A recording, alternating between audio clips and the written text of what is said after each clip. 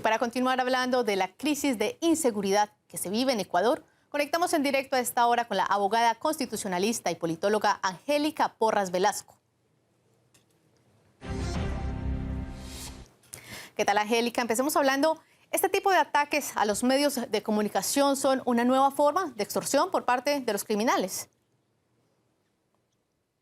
Bueno, muy buenas tardes. Muchas gracias por la invitación. Me parece que la toma de los rehenes y el ataque a un medio de comunicación tiene que ser mirado en un contexto mucho más complejo como es el ecuatoriano. Va más allá del tema de la extorsión. Justo se sitúa en un momento en el que hay un estado de excepción ya dictado. Se ha vuelto a dictar otro nuevo, pero se hace un estado de excepción que precisamente lo que buscaba era atacar a las bandas criminales, pero se hace como un reto justamente de las bandas criminales al Estado. En ese contexto, además, se ataca a los medios de comunicación porque pretende mandarse un mensaje de terror a la población en general. Y esto no es más que la confirmación, por otro lado, de que las instituciones estatales encargadas de la seguridad no existen prácticamente en el país. Por un lado, la justicia que acaba de salir de un escándalo gigantesco relacionado con la vinculación de jueces con el narcotráfico y otras redes, pero además de un muy mal manejo del caso, porque este caso se manejó primeramente con los medios de comunicación y sin medir las consecuencias, sin haber hecho antes un plan para responder a lo que era obvio, que las bandas criminales iban a atacar al Estado después de este intento de parte del Poder Judicial y de la Fiscalía General de atacar a una de las bandas criminales. Entonces, en resumen, diría yo que sí es una nueva modalidad, pero va más allá de la extorsión, va con la idea de sembrar miedo en la población y mandar un mensaje claro al gobierno de que se lo va a enfrentar, de que se va a enfrentar cualquier intento por controlar las cárceles, por controlar la violencia en el país. ¿Podríamos decir entonces que los delincuentes tienen como objetivo diferentes o algunas puntuales instituciones con algún fin en particular?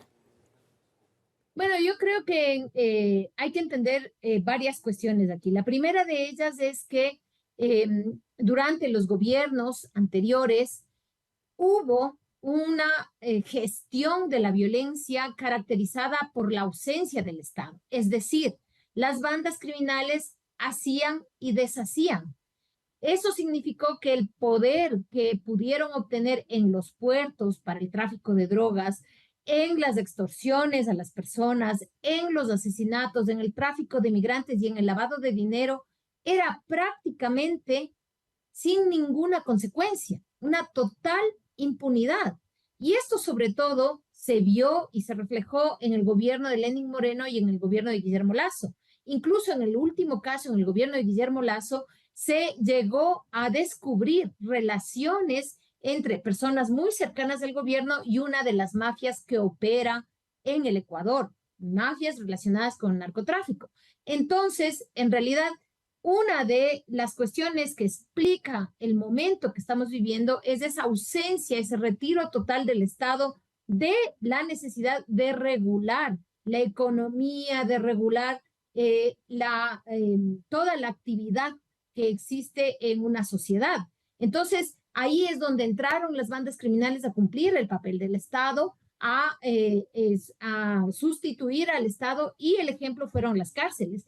Lo que pasa es que no se le puso atención, no se puso atención a las masacres carcelarias y se pensó que eso iba a quedar en la cárcel cuando es el Estado el que en ese momento podía entrar a las cárceles, y controlar la situación. ¿Y qué pasó? Eso se extendió hacia la población en general y principalmente a los barrios más pobres, a las ciudades más pobres.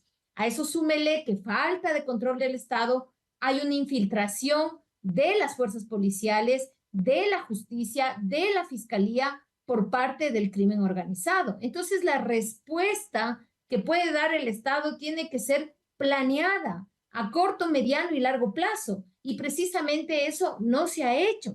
por eso las consecuencias que el día de hoy estamos viviendo. Con base a esto último que nos mencionabas respecto a las medidas a corto, mediano y largo plazo, ¿podríamos decir que la instalación de un Consejo de Seguridad podría dar las respuestas para restablecer el orden o se deben de tomar otras medidas? Esa es la primera parte, pero es una cuestión que debía haberse hecho desde el primer día de la posesión del nuevo gobierno. Y es un consejo que no se puede reunir solamente cuando brotan estas crisis como la de hoy. Debe reunirse todos los días, porque el número de asesinatos violentos en el Ecuador rebasa por muchísimo la de otros países tan violentos como México o Brasil. Entonces, lo que tenía que hacer ese Consejo de Seguridad es reunirse todos los días para revisar los avances y no solo en un momento de crisis. Pero esa es la solución o esa es una sola de las dimensiones que requiere el enfrentar el narcotráfico y la violencia. Es decir, esta solución militar, ¿no? Esta solución de las armas, de enfrentarles, es una. Pero hay un montón de otras soluciones que debieron tomarse. Por ejemplo, el tema de quitar de las garras de estas bandas de crimen organizado justamente a los niños y a los jóvenes que son reclutados por estas bandas, que no tienen opciones en sus lugares de origen, que muchas veces son presionados para que se integren a las bandas criminales. ¿Por qué? Porque no tienen oportunidad alguna. No existen fuentes de empleo, no existe educación. Entonces, es necesario volver a retomar una política social dirigida a estos espacios más desfavorecidos, a estos espacios de jóvenes que son excluidos del sistema laboral, excluidos del sistema educativo. Entonces, había como varias dimensiones. La una es la respuesta de seguridad, la respuesta punitiva, la respuesta militar. La otra es la respuesta necesaria depuración de la Policía Nacional y del sistema de justicia. El sistema de justicia y el sistema de la Fiscalía General del Estado han servido en los últimos años para perseguir opositores políticos y no para perseguir el crimen organizado.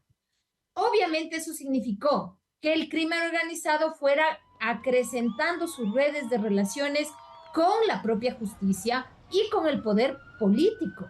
Y es allí donde resulta casi imposible entrar con una respuesta militar solamente a reducir la influencia que tiene el crimen organizado. Entonces son varias aristas. Es la arista militar, es la arista de depuración de la burocracia judicial, porque está infiltrada por el narcotráfico, la depuración del sistema de policía, la dotación de herramienta y de presupuesto para la Policía Nacional y la justicia, el arreglo de las cárceles. Las cárceles son mataderos. Entonces, no podemos esperar que las cárceles sean un espacio de rehabilitación si en este momento son un espacio para la muerte. A eso hay que sumar una política social, una política económica que brinde oportunidades a aquellos que están siendo cooptados por bandas que no son ecuatorianas o que tienen una relación, podríamos decir, bastante grande con los flujos de tráfico internacional de drogas. Es decir, no vamos a poder eliminar el flujo internacional de las drogas en el cual nosotros somos solo un eslabón, pero sí podemos reducir el actuar de estas bandas criminales. ¿Cree que en este momento tan agudo de coyuntura que está atravesando Ecuador necesita ayuda internacional, sea de otros organismos o de otras naciones, para poder restablecer el orden y poder seguir avanzando?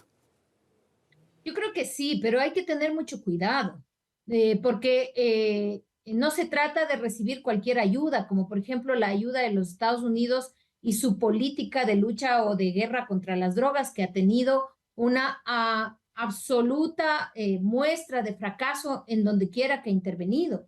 Y lo que ha significado la política de lucha contra las drogas de Estados Unidos, sobre todo para América Latina, ha sido muchas muertes. Entonces, me parece a mí que sí necesitamos ayuda internacional, pero considerando varios elementos, y uno de ellos es precisamente la protección de los derechos fundamentales, no solo de aquellas personas que están acusadas de estar vinculadas a estos grupos de narcotráfico, sino también de los policías, de los guías penitenciarios que ustedes vieron están siendo secuestrados, no tienen ni siquiera armas los guías penitenciarios. Entonces, pero además de la población civil, digamos, de quienes estamos en el día a día enfrentando la violencia. Entonces, sí necesitamos apoyo internacional, por supuesto que sí, pero no bajo las condiciones de la política de guerra contra las drogas que ha hecho o ha venido implementando Estados Unidos en América Latina, porque eso, a más de ser un fracaso, ha significado muchas muertes y mucha sangre para nosotros. Gracias, Angélica, por su tiempo y por su análisis.